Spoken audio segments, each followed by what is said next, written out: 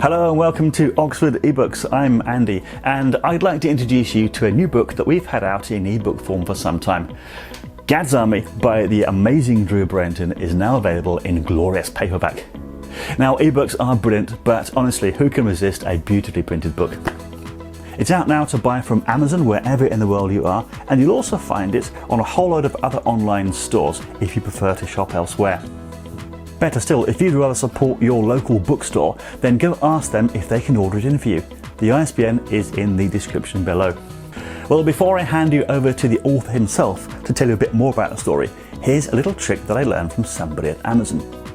If you go onto the Amazon page for the book using the link in the description below, you might see that initially it's shown as out of stock or only available to order after 2 or 3 months. Well, this is because, like so many other small publishers or indie authors, we use a process called print on demand to produce our books. Essentially what this means is that rather than having to spend thousands and thousands of pounds on crates and crates of books, they're printed literally on demand when the order comes in from the bookstore. That can take a few days to happen, and then it has to go through Amazon's stock system. Now, once a few copies have been sold, they might order in a few extra so they can get it to you next day or whatever they promise. Now, according to my source at Amazon, and this is just what I heard, it may or may not be true, there are other factors that might trigger their system to order new stock. Apparently, they try to preempt orders if enough people just look at the book page. Now, I'd imagine that they're a little smart about this, so if you're an author hoping to get your book in stock, just hammering on the refresh button probably won't work. So go find loads of people, ask them to look at the page, post that link on social media and spread the news. Get people to look at the page. And of course, buying the book is not going to hurt either. Also, if you are the author and you want a few copies for yourself, order it from Amazon rather than going directly to the print plant or your agent or publisher. You'll also end up clawing back a little bit more in royalties if you do that way. Now, here at Oxford eBooks, we only ever charge the cost of printing and shipping plus a tiny bit of admin when we send books out to our customers, so ordering direct from Amazon isn't really going to make much difference here or there. However, if you want hundreds of books, then you'll find it a lot cheaper to order direct from the printers. Of course, if you can't even wait for Amazon's Prime Delivery next day service, then your best bet is to go for the ebook. You can be reading it in moments after you've ordered it. Another trick for independent authors is if you want to make a little bit more coffee money, sign up to Amazon's affiliate scheme. So if you want to share a link to your book, you can generate a special code so that when you share it with people and they click on that link, you'll earn a tiny bit of extra commission if they buy the book, but also if they buy something else. Doesn't matter what they buy, you earn a tiny bit. Now, the link in the description below for the book is an affiliate link, so if you click on that and buy the book or something else, you're helping us out. So if you do, thanks very much for that. And now over to author Drew Bryenton in the Upside Down in New Zealand to tell you more about his latest book, Gads Army. Over to you, Drew. Hey, good day everyone out there in the internet.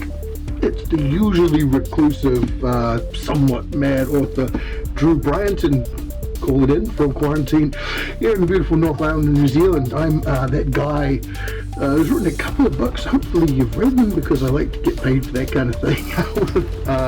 The good fellas here at Sci-Fi Cafe, Oxford eBooks. That's one of them. That's another one. There's a few more. But what I'm talking today about is something which is forthcoming, and kind of excited about this project. It's a little something called Gads Army, which is a World War II speculative fiction action comedy. Now, that's a lot to fit into one thing, but if you think other things which have been action comedy set around World War II, then you know there's a good tradition of that kind of stuff. If you liked Tarantino's Inglourious Basterds, if you liked Indiana Jones, you'll be right into this kind of stuff. And it's got a bit of a supernatural edge as well. Some would put it in that urban fantasy box, because there's sort of modern interpretations of some of those classic supernatural characters in there as well. Effectively, like I guess some of my favorite speculative fiction by other writers who are exceptional in the genre. I think it's all about a what if. And in this case, it's what if there was actually a point to all of that mad stuff that the Third Reich were into. You know, the Nazis were right into magic, and they were putting a lot of time and effort into studying the occult, specifically the mythology of ancient Germanic peoples. We're talking your sort of proto-Viking kind of mythology, with Thor and with Odin and with the spirits of the various places in Europe, such as the Rhine and the Alps and the forests that they had. So a lot of time and effort getting spent on this. And obviously we know that the high command of the Nazis were completely out of their minds. Madmen who took a lot of amphetamines. They were complete nutters. Just look at their policies and some of their strategies and you'll know that they weren't 100% up there on the top story. But what if there was actually something going on with all of that occultism and magic? And what if, like many of the strategies that could perhaps have seen the Third Reich do better in World War II, not that we want that to have happened, I'm glad we won, perhaps they weren't paying enough attention to it. So this is the story on their side of a poor, downtrodden fellow called Hans Sprinkler. He is the chief of their paranormal division, and he is absolutely hell-bent, to a literal context, in getting the Third Reich to invest heavily in magic, because he knows that it's real, and he knows, furthermore, that the Allies have been using it to mess with the German war effort. Now, this is the key to things, is that, of course, the Allies really did have some pretty heavyweight magicians during those times. I'm talking people like Aleister Crowley.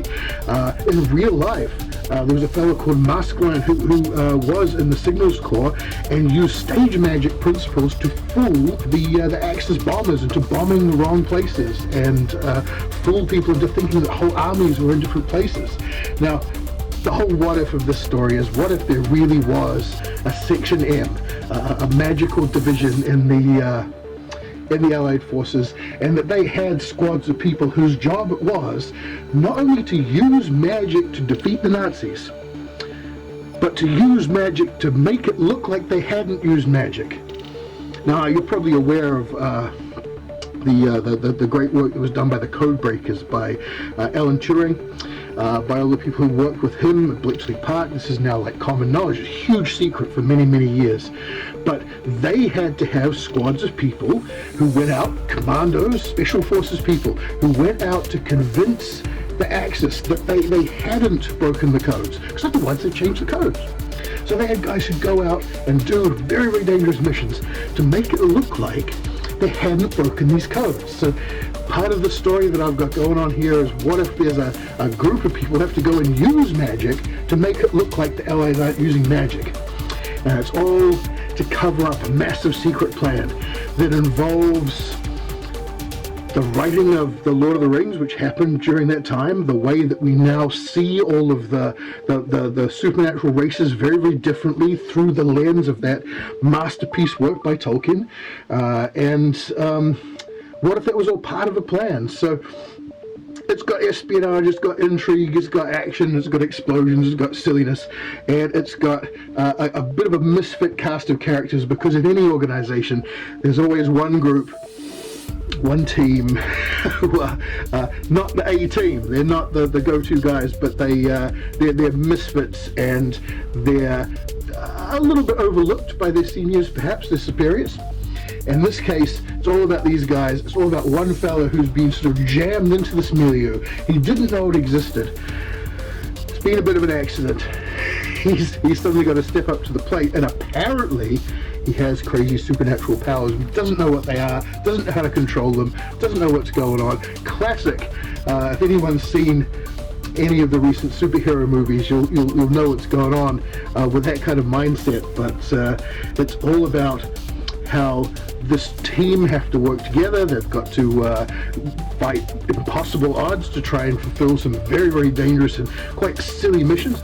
As I say, it's heavy on the comedy, so there's quite a few situations which are played specifically for laughs. I mean, while this is set during a very serious time, it does in fact contain several characters who are based on real people. There's certainly it's not a treatise on actual Nazi occultism. I've done a bit of research just to make the book more interesting and I guess more humorous, because some of the things that happen in real life are much stranger than fiction.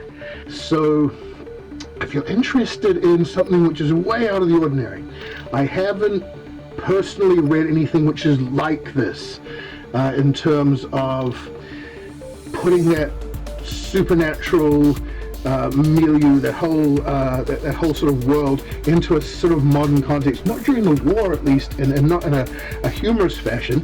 I mean, when it comes to mixing up some of those tropes with the supernatural and action and a little bit of comedy, if you like Jim Butcher, if you like the Dresden Files, maybe this is for you.